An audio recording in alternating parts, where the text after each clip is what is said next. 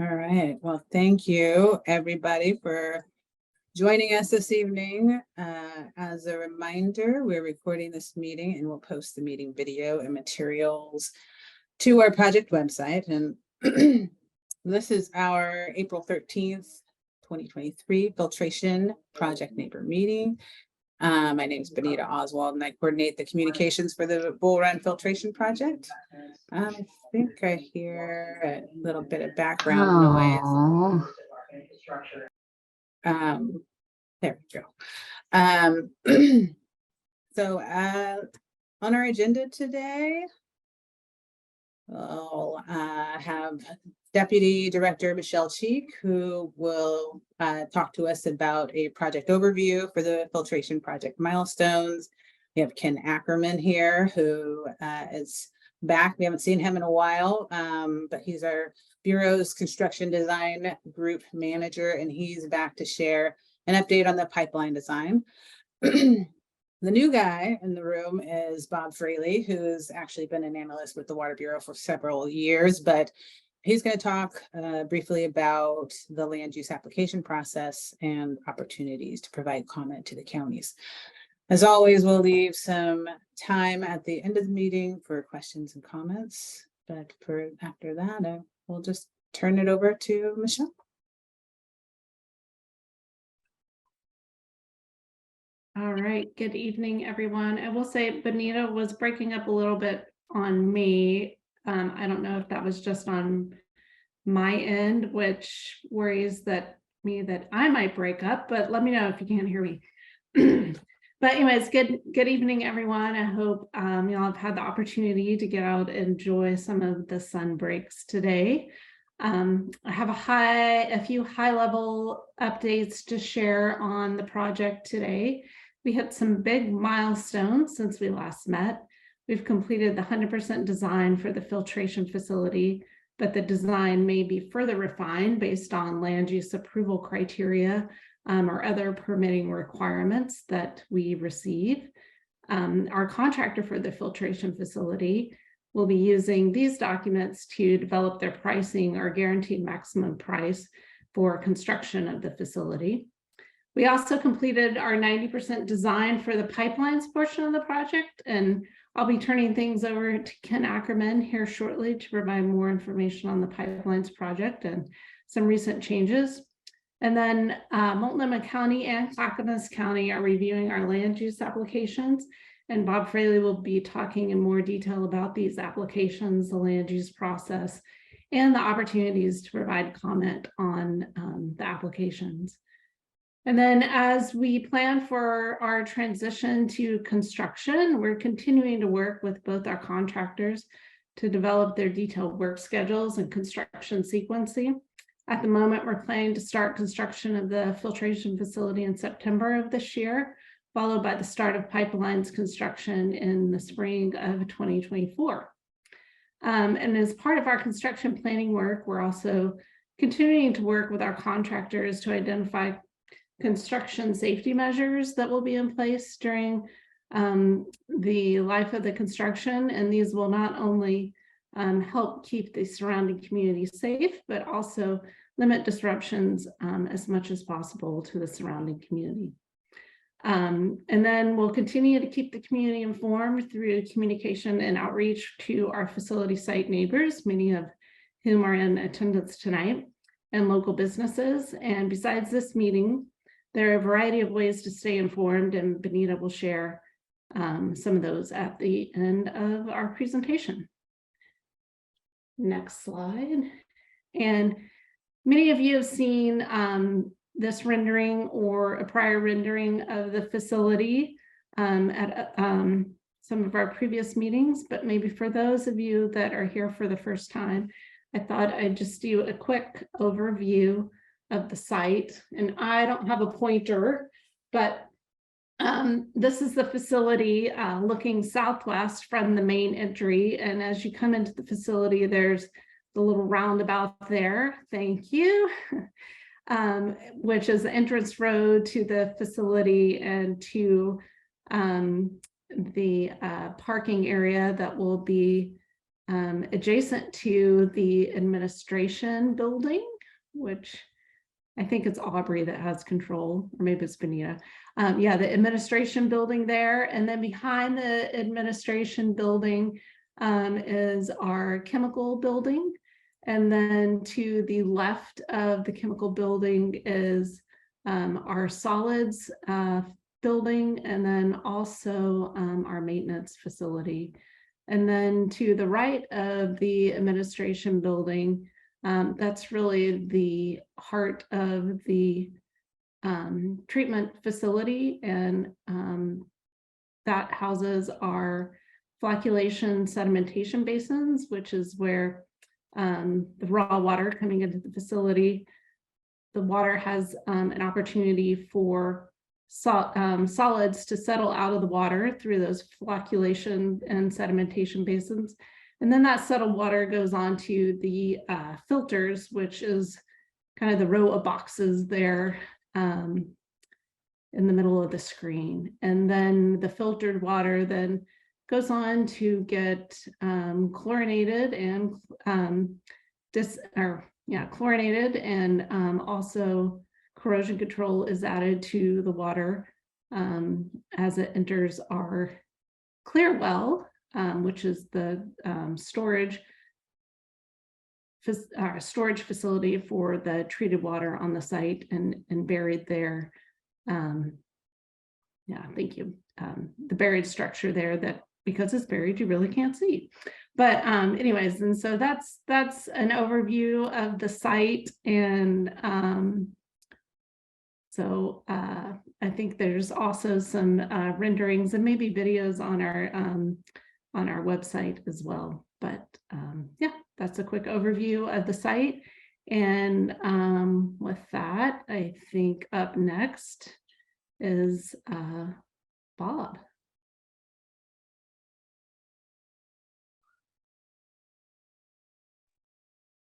All right, thanks, Michelle. Good evening, everyone. My name is Bob Fraley, as Bonita said earlier. I'm an analyst with the Portland Water Bureau. And tonight, I'd like to basically provide an update on where we are in the land use permitting process with both counties.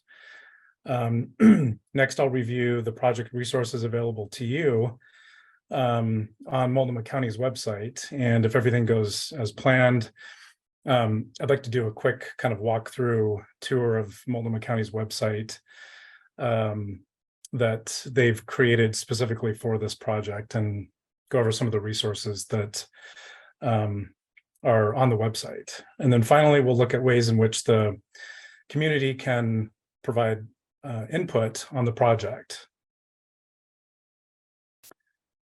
So just a quick update on the land use, where we are in the land use permitting process. On the Multnomah County side, our applications have been deemed complete. The county is currently reviewing those applications within its 150-day application review timeline. So far, the county has not scheduled a public hearing. We do expect that to happen, we think, sometime soon, but as of today, the hearing has not been scheduled.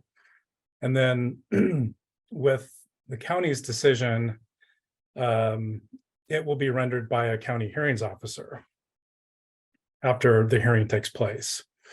On the Clackamas County side, we have one type 2 exclusive farm use review application in, and that was deemed complete. Clackamas County is also subject to the 150-day application review period. That application is currently paused based on a number of comments that we've received. And the decision rendered by the county is a staff level decision. So,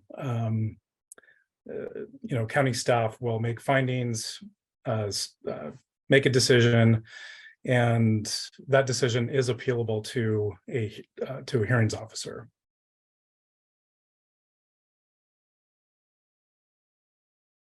So next, I'd like to provide a quick tour of the county's website. So what you see here is the county's main webpage that they've set up for the Water Bureau's project.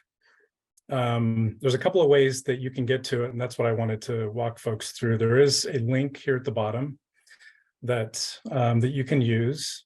I'm going to try and share my screen here. Let's see. There we go. Hopefully everyone can see that. So I think one of the quickest ways to get to the county's website, it can be a little tricky because there's a number of levels that you have to go through to get there. But if you type in Multnomah County land use, just in your search engine, whether it's Google or whatever you use, that will take you to the land use planning site. Once you're there, if you scroll down, you'll see that there is a link to the Portland Water Bureau treatment plant project. So we'll click on that. And basically, the way the county has set up the website is it provides an overview, kind of a general view of the outline of the website. So there's a link here that you can use to get to the Water Bureau's website that's specifically for our treatment programs or filtration project. There's a document library, which contains all the documents that have been submitted to the county so far, and we'll look at that in just a minute. The next section, this piece here, once the county has scheduled a hearing, they will post the hearing date, and then these are the applications that are currently under review, under consideration. The next section deals with the public participation process, and let's see. And then finally, there is a contact. Lisa Estron's the contact at Multnomah County, and she's the staff planner who's primarily handling this case. So I wanted to look quickly at the document library. We'll look at that first. The library is basically set up with application materials first. And if you notice, the application materials are shown in by the date that they were received. So that's how the county is sort of logging the application forms. And as you go through these, you'll notice that in some cases they've placed a revised here, and that basically means that new information was submitted, and what they're providing is the most recent version of the document. As you scroll down, there's an exhibit section. So this section basically has all of the exhibits that are part of the land use applications. And these were exhibits that support the narrative and findings addressing the county standards for the land use criteria. So as you go through these, you'll see that there's a lot. Just to highlight a few, so here you'll find the plant, so the facility, as well as the pipeline site and architectural plans. When you dig into these documents deeper, you'll see that, for example, there's the agricultural compatibility and soil restoration study that was submitted along with our applications. And then hazardous materials management plan, and just a host of other documents that were submitted to support all of the land use applications. Staff exhibits. So this is a section that the county has created specifically for county created documents. And then the next section is specifically for public comments that have been received. And so that essentially hopefully gives you a good overview of the document library. And then the other piece that I wanted to touch on is the public participation and hearings process. This section basically shows 3 different ways that the community can provide comment on the land use application. So the first way is you can submit via regular mail. comments. Second way is to submit directly through email using this link. And then the third way is the county has created an online comment form that you can use to comment on the applications. So if we click on that, essentially what you need to do is just, you can provide your name, your address, your email, and then down in this text box here, you can type your comments, or if you've provided comments, in a Word document, you can copy and paste those into this section. So hopefully that gives everyone a basic overview of how the county's website is organized for this project. I'm going to stop sharing. And then if we could go back to that last slide, Audrey. There we go. So again, just to reiterate, there's 3 ways you can provide comments. You can provide written testimony via mail. You can email comments using this link, or you can go to the online comment form that I just showed you. One thing that I want to make sure that folks are aware of is that there is an opportunity to comment period that is currently open right now.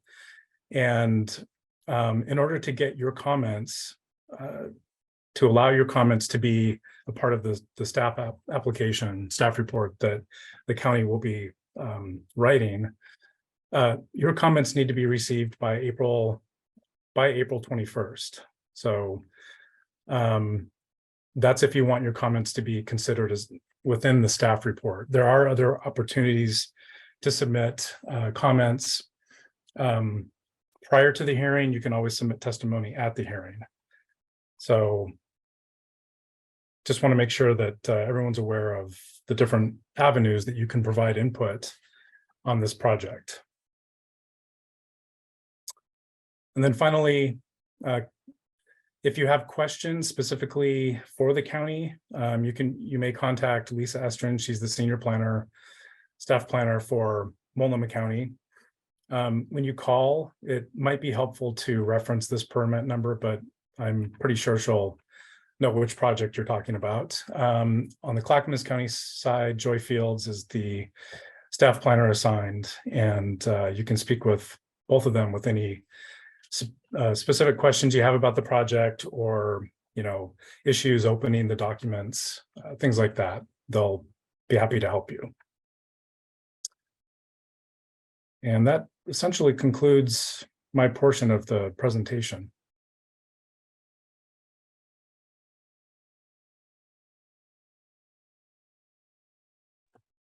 All right, thanks, Bob. Does anybody have any questions for Bob before we move on to the pipelines? I know Bob's going to need to leave a little bit early for from this meeting to get to another meeting, but have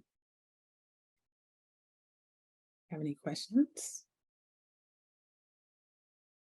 Then I will turn it over to Ken. There we go. Hopefully everybody can hear me. So if we want to go to the next slide, we can talk about the really biggest update that I have for tonight. So one of the changes that we've been looking at as we're working through the project, and we identified in a cost savings or a value engineering work at the 60% level, was going to a single pipe between the treatment facility and the finish, or in the inner tie. And I guess I should step back because we have some folks here that may not have seen this. So starting at the brighter green on the right-hand side is where we'll be connecting to our existing pipes that flow to town and connecting to the treatment facility. We'll be doing some of that as open cut or just trenching in, and then we'll do a tunnel from below Dodge Park, between Luston and Dodge Park on the property there, doing a tunnel under Dodge Park, under the property between the site and Dodge Park Boulevard, and then coming up vertically into the site and to the treatment facility. And then the blue line going north out of the facility will be a new pipe, single pipe now to there, and then we'll be routing from the intertie connecting to our 3 existing conduits along Lusted and Altman Road. So that's the route of the water from the existing pipes back to the existing pipes. So, and previously we had had 2 pipes from the treatment facility to the intertie, and we're now changing that to be a single pipe at this time, and potentially the other pipe could be constructed in the future, but we are going to a single pipe. And we've had input from the public as well to minimize our impacts. So when we were looking at which pipe to install, we've installed the pipe, we're keeping the pipe to the south side of the Dodge Park Boulevard. So if we want to, and we can talk, I'll talk more about that in a second. So what we're going to continue to be doing, as Michelle said earlier, we're looking at construction starting in spring of 2024. So the contractor's got 90% documents. We're looking at those, refining those as we go towards 100% documents, and things we can do to maximize the schedule and sequencing of the pipe to minimize impacts, because we're in the roadways a lot. So we're trying to make sure that we have the smallest impact to everybody as we build all of this. We'll be looking, once construction does start, we're going to have some improvements in the right of way that we need to do to facilitate the pipe installation work. We're looking at construction safety measures. What do we need to do as people travel out there with the pipe being delivered? The pipe's going to come in about 40-foot long sticks, so they're big trucks. Make sure that everything can be safely when we're transporting those and the rock and the material that we dig out from the trench. So, and then ongoing communication and outreach for the facilities and neighbors and businesses in the area throughout. So as we get closer, we'll be talking to people about, what are timelines, when we'll be working where, as we get into the specifics with the contractors, they refine their schedule, because there is some impacts of reducing to one pipe, and it does, help get things done quicker in that segment of roadway. If we can go to the next slide. Actually, before you move on, Ken, Yeah. Pat in the chat had a question about how large the pipes are. So the pipes on, I think we call it the unfiltered side. There's 2 pipes there so we're going to tie our 3 pipes into 2 pipes. Those 2 new pipes will be 72 inches each. The pipe between the treatment facility and the intertie will be 66 inch. And then the 3 pipes that tie back to the conduits will be the same size as the conduits, and those vary 42 to 58 inches, I believe, at this point. And there's 3 of them I know, but they're all in that range, and I don't have them memorized what size they are, but roughly 42 to 58. So does that answer your question, Pat? So.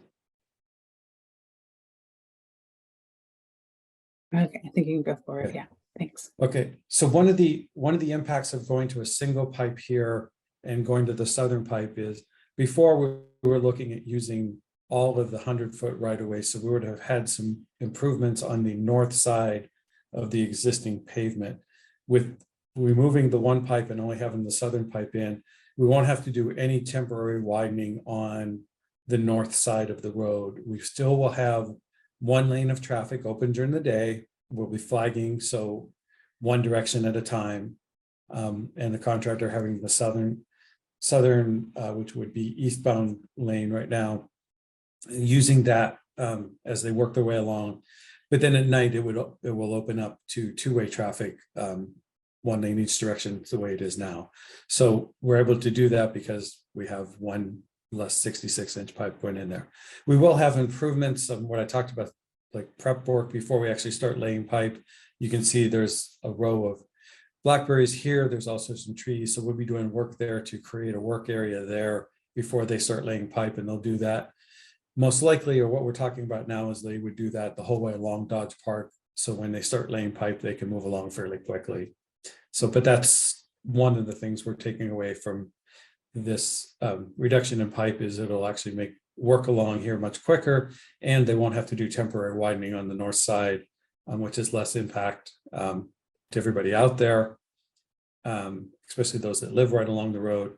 One of the other reasons we chose the southern pipe and more southern pipe is, and not doing improvements along the north side, is there's no driveways on the south side, so we have less impact on everybody out there, and all the driveways on the north side then won't be impacted. So those are just some of the things we continue to work with contractors to try to minimize impacts, make traffic efficiency and movement out there a priority. And we're looking for ways to do that all the way along. So with that, I think I turn it back to Benita. Yes, so we, the best way to stay updated on our projects is with our e-newsletter. We're going to be adding some more tools to our toolbox as we get closer to construction, but that we can get people to sign up. I know most of you are probably already signed up as you're here. But feel free to spread the word to your neighbors so that everybody can be informed about what's coming up. And also there's information on our project website. We have a comment form on there, and we have the Bull Run Treatment Project's email address. And I know a lot of you have my portland.gov email, which is totally fine to email me from or to, but if you use the comment form or the Bull Run Project's email, that email is monitored, or both of those tools are monitored by a number of people. So there's a good chance that your email will get processed a little bit more quickly.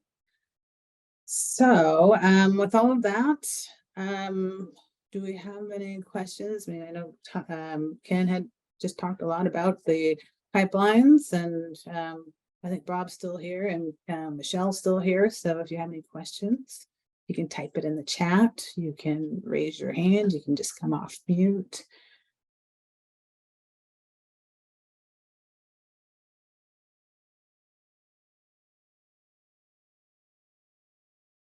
Let's see, what are the plans from Pat had, different Pat this time had, so what are the plans for updating the Carpenter Lane Road? I knew that we had talked about that a couple of meetings ago. And Light is actually the expert on what's happening with that road, but Michelle, do you have any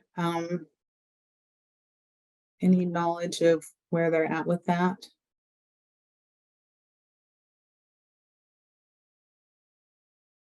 Sorry, I'm trying to unmute and turn my video back on. But I think it was the January meeting, the last meeting, that Lida was here and shared the Carpenter Road improvement plans with this group. And those are part of our land use application and are, being reviewed by the county.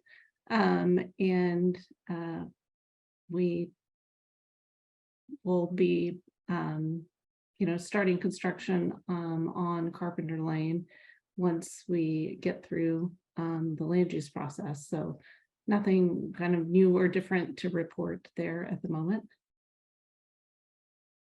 Yeah, and if you do have specific questions, then we can certainly take those by email, or you can type it into the chat right now and we can check in with Vida and her team.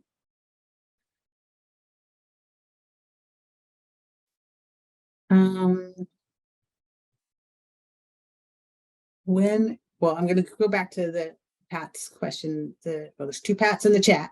So, but there's so the one that asked about Carpenter Lane had also asked about when in the process would that happen, and are you talking about the improvements to Carpenter Lane? Yeah. So that would happen. When would that happen, Michelle? That would be one of the first activities that the contractor will want to get started on, is the improvements to Carpenter Lane to allow them better access to the site to start their construction work. You bet. Okay. Thank you. And Pat, the original Pat, had asked about the proposed duration of the one-way traffic on Dodge Park. Ken, do you have thoughts on that? So I don't know, I will say so then we've had the 90% plans. The contractor's been working on his estimate and his schedule for that. And so we're expecting that soon, and we'll be reviewing it. So I don't know, and he's trying to evaluate that without the improvements. And I guess I will say, because it's more complicated, because it's when they're going to do the improvements to clear the trees and get a flat area there. And then there'll be work again when they put the pipes in. So we will work on getting an answer to that, and we can share it through Benita. But I don't know exactly how long that will be. All right. Jamie in the chat, what other roads will trucks be using during construction? Will drivers be allowed to change the routes? Does Ken or Michelle, do either of you have the answer to that? Yeah, let's go say I can jump in and Ken as well, but we had, I guess this is specific to routes, not road closures. In terms of routes that will be used during construction, our contractor will be identifying those as part of their construction planning. And certainly as we know more about that, we can share that information. And in terms of drivers being allowed to change their routes, I don't know the answer to that question, honestly. We'll have traffic control plans that have to go through review. But if a driver deviates from their route, and I'm not sure why they would, I'm not sure what would be the course of action. Ken, I think you're probably a little more familiar with this type of work than I am. And if you've got anything better to share, please do so. But if not, that's okay. Well, I would say, yeah, so each contractor is preparing a traffic plan and an access plan, both in and out for trucks. So we're getting them from both of them and trying to facilitate work between both of them. And it also ties to their schedules, because as much as when they're hauling, or as much as where they're hauling, it's when they're hauling. And obviously when have Dodge Park down to one lane, how that impacts the public as well as the construction traffic in and out of the site. So we're working on getting those all integrated together. And then those will also be going to the county. So it's in process. We're trying to do it. And there has been some discussion on whether trucks will have choices of routes and choices of routes in the immediate area. And then once they get beyond, so that's still all being considered, and how that gets integrated into their construction management plan. And so, and some of it may depend on whether it's somebody hauling in a one-time thing versus, say for the pipes, the contractor or the pipe supplier delivering the pipe. We may dictate more on the pipes or somebody that's going to be there more often, as opposed to the one-time person who's delivering something that we only have one of. So more to come. I know we're getting down there on time before we start construction, but we're trying to make sure it's integrated and well thought out. Quite the puzzle. All right, any other questions? Again, you can type in the chat, you can come off mute, you can raise your hand.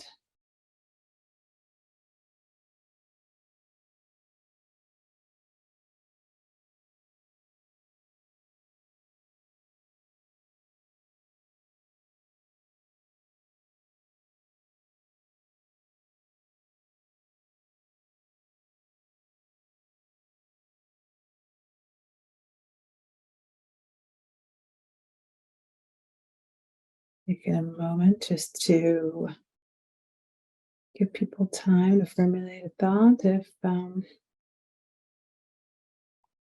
need to.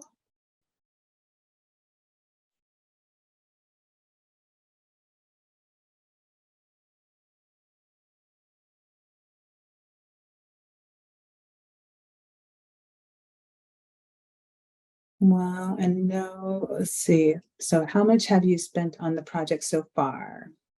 That's from Pat. Are you up to speed on that, Michelle? Not exact numbers off the top of my head, but I'm going to say approximately $100 million so far. Okay, thank you.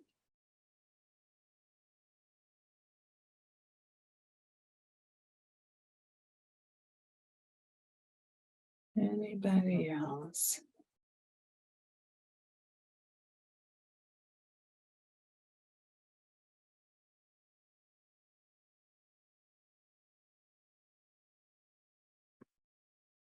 Actually, $111 million. How's that? 111. Okay, thank you, Michelle. Jamie's asking, are there any plan Bs if the coming thing doesn't go through? Sorry, zoning doesn't come through. Plan B for the zoning.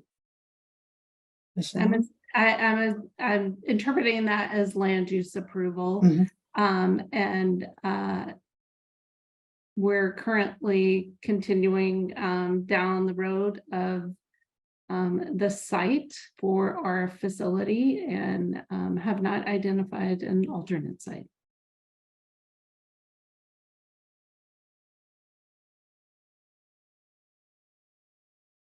Thank you.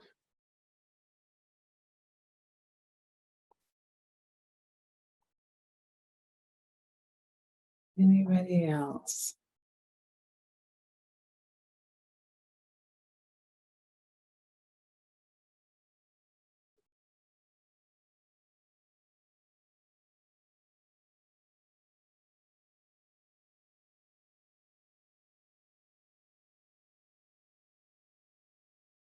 Looking for hands. You can always come off mute if you want.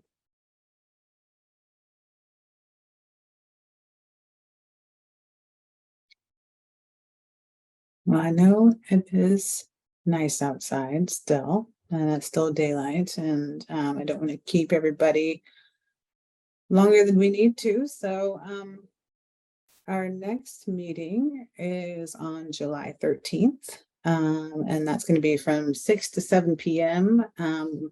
If we need to, as always, we will, that's our quarterly meeting, but we can meet sooner if we need to, and with any updates, and same with our October meeting, but those are our quarterly meetings that are coming up, July 13th and October 12th. We really appreciate you coming out, or at least zooming in to this meeting tonight. And as usual, if you have any questions, the information about how to get in touch with us is on the slide, and you can contact us anytime. So thanks for coming out. Thank you, everyone. Y'all have a good night.